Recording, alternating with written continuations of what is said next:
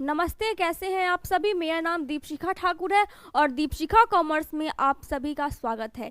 तो आज हम पढ़ने वाले हैं फॉर फीचर्स ऑफ शेयर्स, जिसको हम क्या बोल सकते हैं, फॉरफिटेड भी बोल सकते हैं। लास्ट वीडियो में मैंने समझाया था कि फॉर फीचर्स क्या होता है, कैसे होता है, क्यों होता है, आखिर एक कंपनी क्या क्या चीज़ें फेस करती है और इसका हिंदी मतलब क्या होता है, अंशों का हरण, अंशों की जप्ती, या फिर इसको हम अंशों का अपहरण भी कह सकते हैं। तो आज हम फास्ट रिवीजन करेंगे और कुछ क्वेश्चंस देखेंगे, क्योंकि मैंने कल इस पर अच्छे से वीडियो बनाया है, डाला है, आप उसको देख सकते हैं। आज हम फास्टली देखेंगे कैसे कैसे कंपनी में फॉर फीचर्स होता है और कुछ क्वेश्चंस प्रैक्टिस करते हैं। अब हम जानते हैं कि ये कंपनी क्या होता है, वो शेयर्स इशू करता है किसके लिए, कैपिटल के लिए, और किसके जरिए, प्रोस्पेक्टस के जरिए। प्रोस्पेक्टस के जरिए करता है, क्योंकि प्रोस्पेक्टस क्या होता है, कंपनी का एक आउटलुक होता है जिसमें कंपनी से जुड़ी सारी अच्छी बातें ही आपको मिलेगी, कुछ भी आपको खराब वहाँ पे नहीं मिलता है। तो प्रोस्पेक्टस पे कभी भी तुरंत विश्वास मत कीजिएगा, हमेशा जांच पड़ताल करने के बाद ही कीजिएगा। अब एक कंपनी में क्या होता है, कुछ पब्लिक आते हैं, शेयर्स किसको इशू होता है, पब्लिक को। पब्लिक को शेयर्स इशू हो रहा है। अब बहुत सारे पब्लिकों ने क्या किया, शेयर्स इशू किया, और पब्लिक ने क्या किया, शेयर्स को खरीद लिया, परचेस कर लिया, यहाँ पे एप्लीकेशन मनी जमा करवा दी। अब क्या कंपनी सारे अमाउंट, जो भी शेयर्स के अमाउंट होते, चाहे वो 10 रुपये के हो, 20 रुपये के हो, 30 रुपये के हो, सारे एक बार में लेती है, नहीं लेती है। वो कॉल्स बाय कॉल्स सारे पैसे मांगती है, किससे, पब्लिक से, जो शेयर होल्डर होते हैं, कंपनी के शेयर होल्डर यानी मालिक होते हैं। तो यहाँ पे क्या करेगी वो, कॉल्स बाय कॉल्स वो पैसे मांगेगी, किससे, कंपनी से, सॉरी पब्लिक से मांगेगी। वो क्या करेगी, पैसे मांगेगी, पैसे की डिमांड करेगी। जैसे 10 रुपये है तो वो एक बार में साढ़े 10 रुपये नहीं लेगी, वो 4 रुपये, 3 रुपये, 2 रुपये, 1 रुपये ऐसे करके क्या करेगी, सारे पैसे यहाँ पे लेगी। अब क्या होता है कि जब कंपनी में किसी शेयर होल्डर ऐसे होते हैं, कोई मालिक ऐसे हो जाते हैं, कोई अंशधारी ऐसे मिलते हैं कंपनी को, जो कि पेमेंट टाइम पे नहीं करते हैं। कंपनी उसे बार बार पैसे की डिमांड करती है, उसको बार बार कॉल्स करती है, बार बार इन्फॉर्म करती है, लेकिन वो बिल्कुल सुनता नहीं है, इग्नोर करता है। भले कारण कुछ भी हो, कुछ और कारण हो, उसकी आर्थिक स्थिति अच्छी नहीं हो, या फिर उसके पास पैसे नहीं हो पा रहे हैं, लेकिन उसको कंपनी पे इन्फॉर्म तो करना चाहिए। तो कंपनी उस पर कॉल्स इन एरिया लगा सकती है कि नहीं, लगा सकती है ना। तो यहाँ पे क्या होता है, वो इग्नोर कर रहा है, बस वो भाग गया। कुछ लोग ऐसे होते हैं नॉर्मली, जो पैसे लेकर के घर बैठ जाते हैं और पैसे टाइम पे नहीं देते हैं, और वो इन्फॉर्म भी नहीं करते हैं और कॉल्स भी नहीं उठाते हैं। अब कंपनी ऐसे क्या करेगी, पैसे कैसे कंपनी मांगेगी, क्योंकि वहाँ पे क्या हो रहा है, कंपनी का जो शेयर्स है वो तो बिक चुके हैं, उसके पास पैसों की स्कार्सिटी है। तो अब वो पैसे कहाँ से लाएगी, वो शेयर होल्डर जो है वो जवाब नहीं दे रहा है। अब ऐसे में कंपनी क्या क्या कर सकती है, इसको हम देखेंगे। तो जब कंपनी में पैसे नहीं आ रहे हैं, जो शेयर होल्डर है वो बिल्कुल भी रिस्पॉन्स नहीं कर रहा है, इग्नोर कर रहा है कंपनी के बातों को। अब कंपनी ऐसे में क्या करेगी, एक बोर्ड मीटिंग बैठाती है। कंपनी क्या करेगी, एक बोर्ड मीटिंग बैठाएगी, ऐसे शेयर होल्डर का चयन करेगी, ढूंढेगी कि आखिर कितने शेयर होल्डर हैं जो ऐसे इग्नोर कर रहे हैं, घर बैठे हुए चुपचाप और रिस्पॉन्स नहीं ले रहे हैं। उसके बाद वहाँ पे उसका क्या करेगी, एक लिस्ट बनाएगी कि कितने आखिर शेयर्स हैं, शेयर होल्डर है जो कि पैसे नहीं दे रहे हैं और इग्नोर करके बैठे हुए हैं घर पे। क्योंकि कंपनी के लिए ये बहुत संकट वाला बात है, क्योंकि उसके पास पैसे नहीं आ रहे हैं और बिना शेयर कैपिटल के कंपनी नहीं चल सकती है। जैसे शेयर कैपिटल क्या होता है, शेयर कैपिटल जो है वो कंपनी का एक तरह से रीढ़ का हड्डी होता है। बिना शेयर कैपिटल के आप कंपनी की कल्पना नहीं कर सकते हैं, बिना पैसों की कंपनी की कल्पना नहीं कर सकते हैं। तो यहाँ पे जो शेयर होल्डर है वो क्या हुआ है, बैठा हुआ है, चुपचाप इग्नोर करके बैठा हुआ है। अब कंपनी कुछ स्टेप ले सकती है, यहाँ पे कंपनी क्या कर सकती है, कुछ स्टेप यहाँ पे ले सकती है, जो कि नंबर 1 क्या है, नंबर 1 ये है कि वो क्या करेगी, वो एक तरह से लीगल एक्शन लेगी।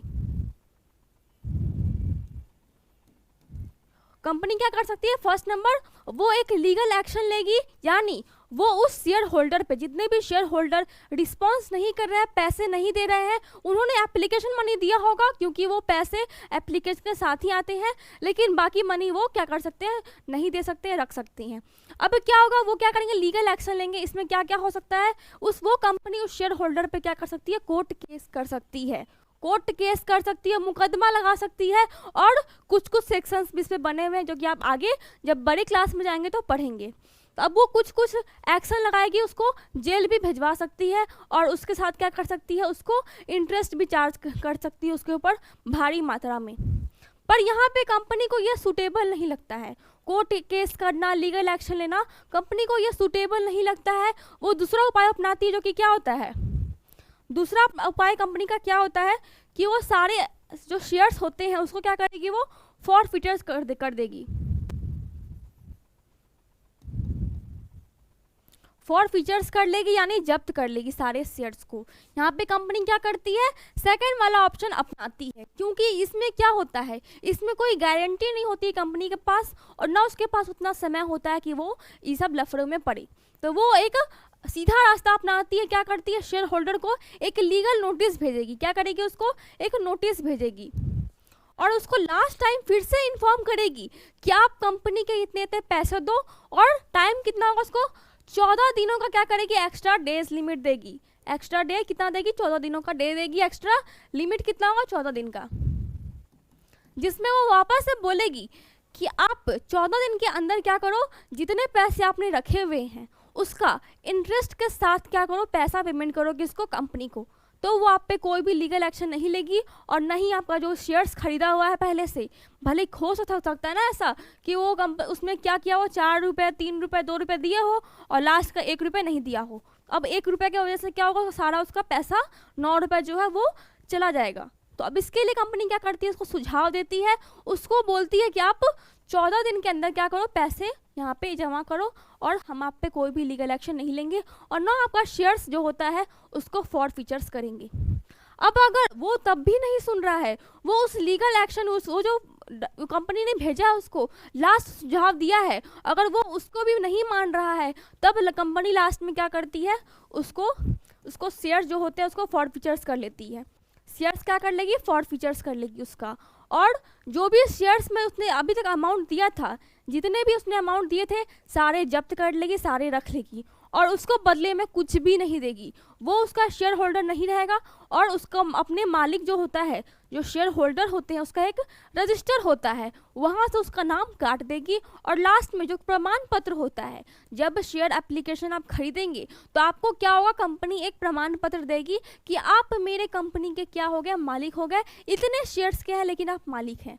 तो वहाँ पे वो प्रमाण पत्र भी कंपनी क्या कर देगी, वापस ले लेगी, और सारे आपके जितने भी डॉक्यूमेंट थे सबको रद्द कर देगी, और वो जितने भी अंश के आपने पैसे दिए होंगे सबको जब्त कर लेगी। तो यही होता है क्या, फॉरफिचर्स, यही होता है हमारा फॉरफिचर्स ऑफ शेयर्स। इसी को हम बोलते हैं अंशों की जब्ती, अंशों का अपहरण। यहाँ पे कोर्ट 2 काम कर सकती थी, लेकिन वो क्या करती है, अंशों का हरण करती है। यहाँ पे वो लीगल एक्शन नहीं लेती है, और वो सस्ता और सीधा उपाय अपनाती है, क्या करती है, अंशों का हरण कर लेती है। अब ऐसी स्थिति में हम कैसे क्वेश्चन पे जाए, कैसे हम क्वेश्चन को सॉल्व करें, ये हम देखेंगे। ये बहुत इंटरेस्टिंग होने वाला है। तो जब कंपनी को यहाँ पे शेयर्स फॉरफिटेड करना होता है, जब्त करना होता है, तो ऐसी स्थिति में कंपनी क्या करेगी, 2 काम कर सकती है। जैसे हम देख लेते हैं एग्जांपल के तौर पे,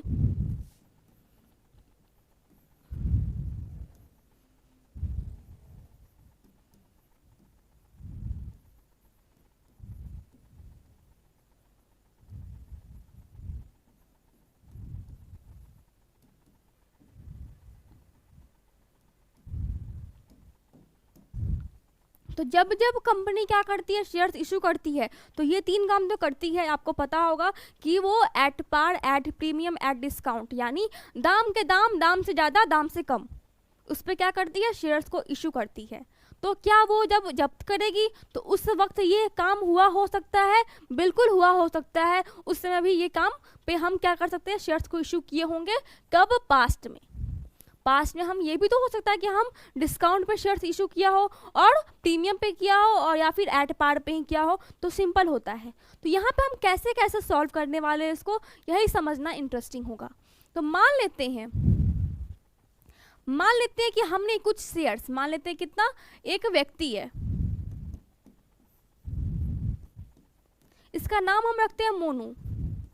अब जो मोनू है उसको कंपनी ने क्या किया है, अपने 1000 शेयर्स कितने रुपए में दिए हैं, 10 रुपए में। 10 रुपए में उसको 1000 शेयर्स यहाँ पे क्या किए हैं, इशू किए हैं।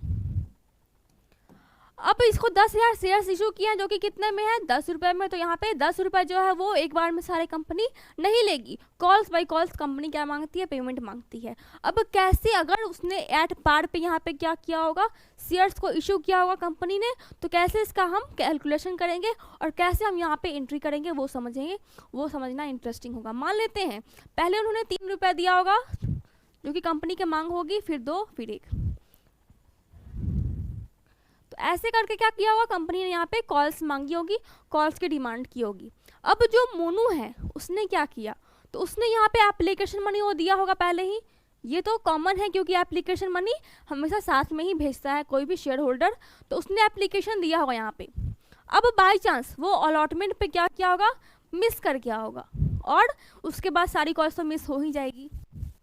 तो यहाँ पे कंपनी क्या करेगी, यहाँ पे इसका कैसे यहाँ पे एंट्री करेगी, यहाँ पे कैसे पोस्टिंग करेगी एक जर्नल बुक में कंपनी के, कैसे इसका अंश जब्त करेगी।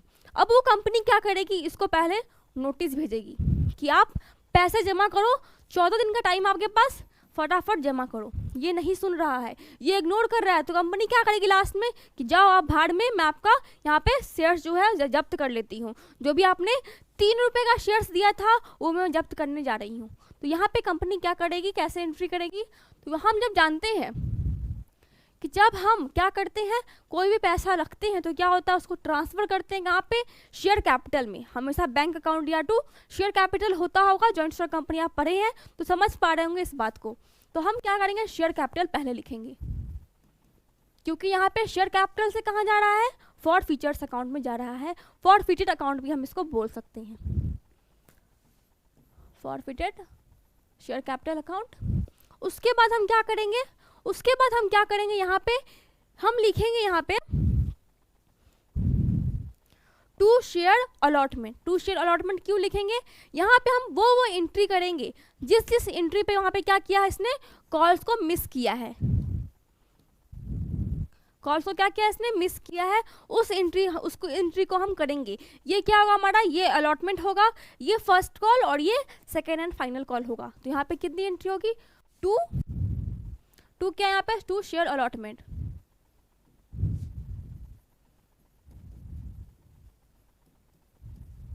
ठीक है, फिर यहाँ पे नीचे क्या होगा, टू यहाँ पे क्या है, to share first call.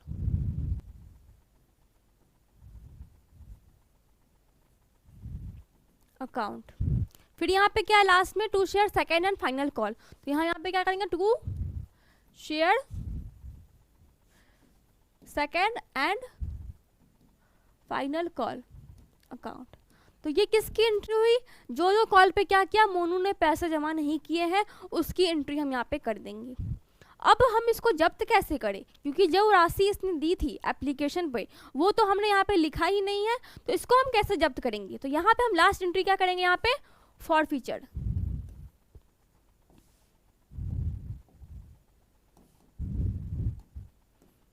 To फॉरफीचर्स account. यहाँ पे टू शेयर फॉर फीचर्स भी लिख सकते हैं, टू फॉर फीचर्स भी लिख सकते हैं, आपके ऊपर डिपेंड करता है। तो अब हम यहाँ पे क्या करेंगे, अमाउंट डालेंगे, फॉर फीचर्स में क्या डालेंगे और बाकी सब में क्या डालेंगे वही देखना इंटरेस्टिंग होगा यहाँ पे। अब जो मोनू है उसने कितना दिया था पेमेंट, उसने एप्लीकेशन पर 3 रुपये दिए थे। तो हम क्या करेंगे, कुछ नहीं सोचेंगे, सबसे पहले यहाँ पे क्या डालेंगे, 3 रुपये से कितना हुआ यहाँ पे 3,000 रुपये। 3,000 रुपये यहाँ पे मोनू ने दे दिए। उसके बाद क्या होगा, किस अमाउंट को उसने नहीं दिया है, तो उसको हम सबसे पहले लिखेंगे। यहाँ पे 3 रुपये नहीं दिया, 2 रुपये नहीं दिया और 2 रुपये नहीं दिया, तो उस हिसाब से हम यहाँ पे क्या करेंगे, फर्स्ट में अलॉटमेंट पे कितना नहीं दिया उसने, 3,000।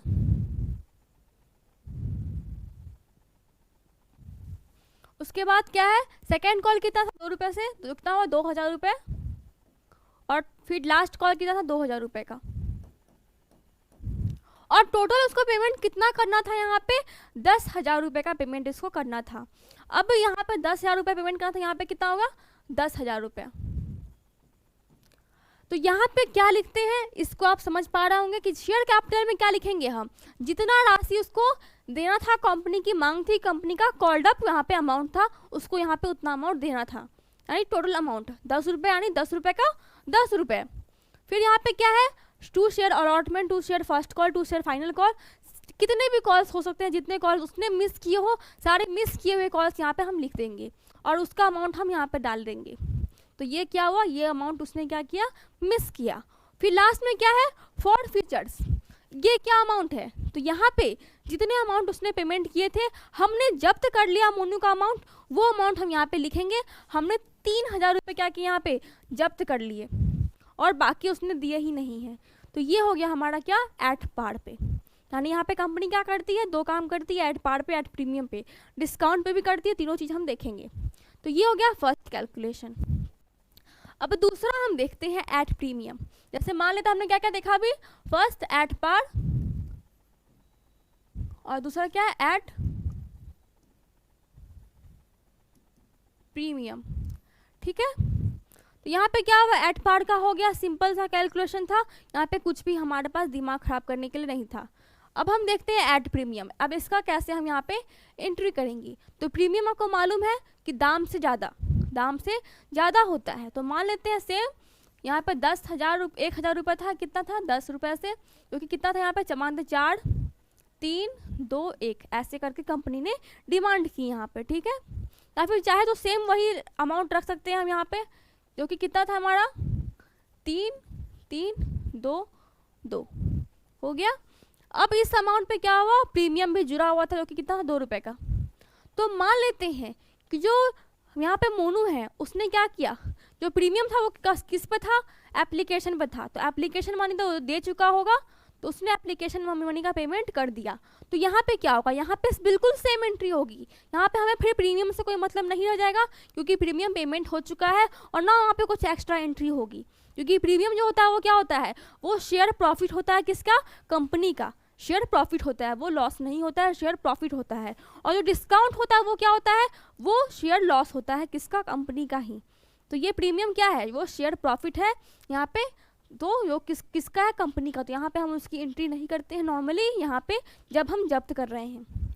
तो इसको हमने क्या किया, यहाँ पे एंट्री छोड़ दी, इसको नहीं किया उसने पेमेंट, तो यहाँ पे सेम एट पार की तरह ही क्या करेंगे, वहाँ पे एंट्री हम कर देंगे। अब अगर प्रीमियम का राशि उसने नहीं दिया हो, तो हम इसको क्या करते हैं, पहले जो 2 रुपये था इसको हम क्या करते हैं, यहाँ पे प्लस अलॉटमेंट में डाल देंगे। अलॉटमेंट पे हम क्या किया, प्रीमियम को डाल दिया यहाँ पे। अब अगर प्रीमियम उसने नहीं दिया है, उसने क्या किया, यहाँ पे एप्लीकेशन मनी दे दिया, एप्लीकेशन मनी, और प्रीमियम नहीं दिया, ये भी नहीं दिया, ये भी नहीं दिया, तो यहाँ पे कैसे एंट्री हम करेंगे, इसको समझेंगे। तो अमाउंट क्या होता है हमारा, ये क्या बोलते हैं, एंट्री पोस्टिंग शेयर कैपिटल। वहाँ पे कैपिटल क्या हो रहा था, क्रेडिट हो रहा था, यहाँ पे क्या होगा, डेबिट होगा, डेबिट। फिर यहाँ पे क्या होगा, यहाँ पे 2 सिक्योरिटी प्रीमियम। वहाँ पे हम देख पा रहे थे कि जो प्रीमियम होता है वो कहाँ जाता है, सीआर साइड में, यहाँ पे कहाँ जाएगा, डीआर साइड में। यहाँ पे क्या होगा, सिक्योरिटी प्रीमियम,